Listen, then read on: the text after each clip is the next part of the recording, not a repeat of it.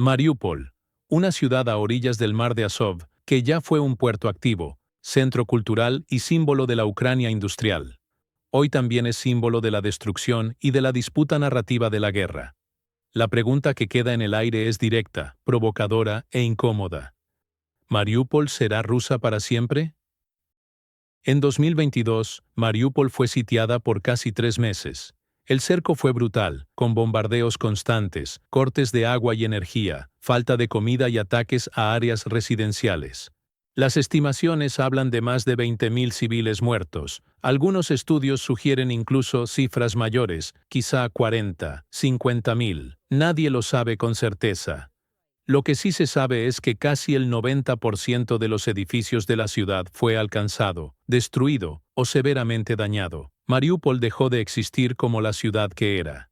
La resistencia quedó marcada por el nombre Azovstal. La gigantesca siderúrgica se convirtió en fortaleza, último reducto de las fuerzas ucranianas. Las imágenes recorrieron el mundo. Combatientes aislados, civiles escondidos en túneles, familias viviendo semanas sin luz ni comida. Cuando los últimos defensores se rindieron, Rusia anunció al mundo la liberación de la ciudad. Ucrania y buena parte de la comunidad internacional lo llamaron ocupación. Dos rótulos distintos, dos lecturas políticas opuestas, pero una misma realidad. Mariúpol fue devastada. Y quizá ningún lugar represente mejor esa tragedia que el Teatro Dramático de Mariúpol.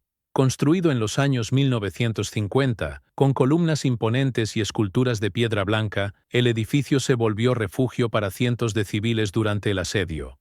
El 16 de marzo, incluso con la palabra niños pintada en enormes letras en el suelo, para ser vista desde el cielo, el teatro fue bombardeado. Investigaciones independientes clasificaron el ataque como crimen de guerra. Las estimaciones de muertos varían, pero muchos hablan de cientos. Un espacio de cultura transformado en símbolo de la barbarie, y aquí empieza la disputa por la memoria.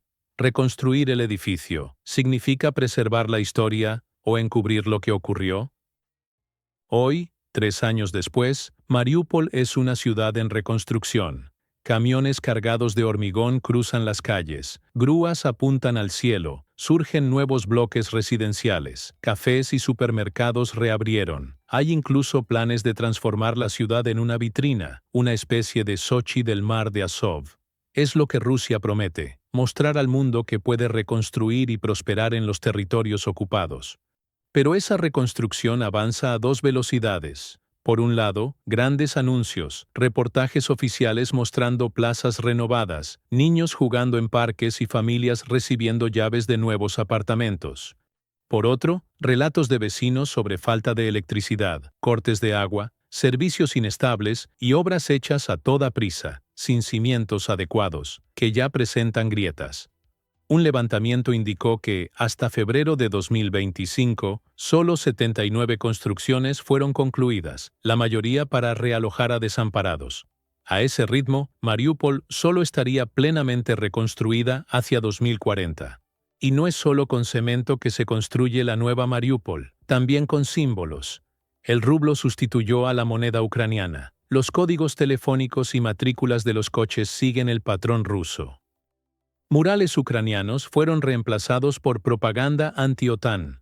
La Casa con Reloj, un edificio histórico de los años 1950 que había sido restaurado poco antes de la guerra, fue demolida tras el bombardeo y sustituida por apartamentos modernos.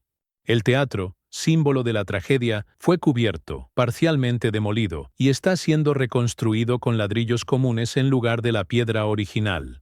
Las autoridades hablan de restauración. Vecinos exiliados denuncian, menos del 30% de la estructura fue preservado, el resto fue borrado.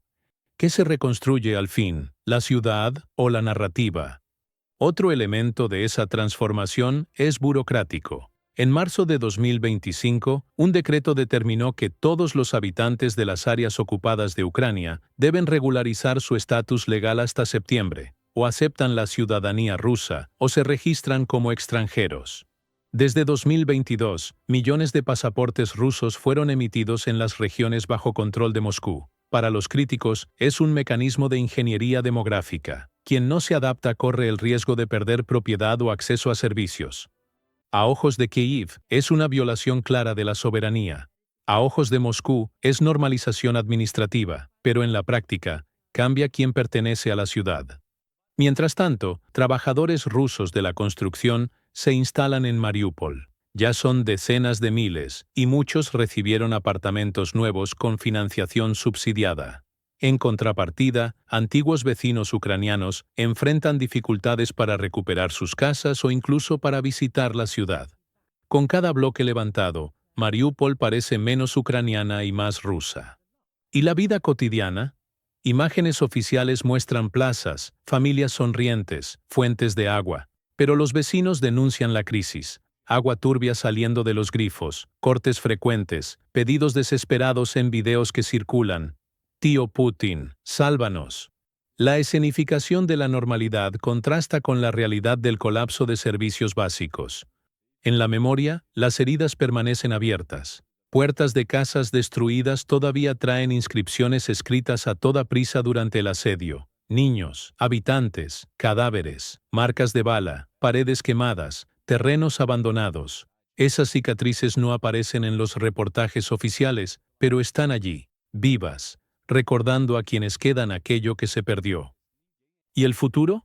Encuestas muestran que la inmensa mayoría de los ucranianos rechaza la idea de ceder territorios. Para Kiev, Mariupol es y siempre será Ucrania. Para Moscú, la ciudad ya es parte integrante de la Federación Rusa. En el terreno lo que se ve es una transformación profunda. Moneda, museos, monumentos, documentos, edificios, todo alineado al patrón ruso. Pero, ¿puede el cambio de símbolos y fachadas cambiar también la identidad de una ciudad? Esa es la batalla invisible de Mariupol, no solo por el control del territorio, sino por el control de la memoria. ¿Qué enseñarán los nuevos museos a los niños? ¿Qué contarán los nuevos vecinos sobre la historia de la ciudad? ¿Cómo será recordado el teatro bombardeado con la palabra «niños» escrita en el suelo? ¿Cómo será recordada la Azovstal, donde combatientes resistieron hasta el final? Mariupol está siendo reconstruida, sí, pero junto con los ladrillos también se reconstruye una versión de la historia. Para unos es prueba de fuerza, liberación, progreso. Para otros es borrado, ocupación y propaganda. Y aquí vuelvo a la pregunta que hice al inicio. ¿Mariupol será rusa para siempre? ¿O aún hay algo imposible de demoler? La memoria, la identidad, el recuerdo de los que lucharon y murieron. ¿Tú qué estás viendo? Dime. ¿Mariupol está renaciendo o está siendo borrada? ¿Reconstrucción legítima o escenificación? Quiero leer tu opinión.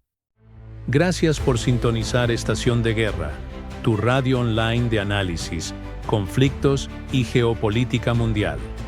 Si te gustó este video, dale like, suscríbete al canal y compártelo. Nuestra radio no tiene patrocinadores y depende únicamente de tu apoyo. Seguimos al aire. Hasta el próximo video.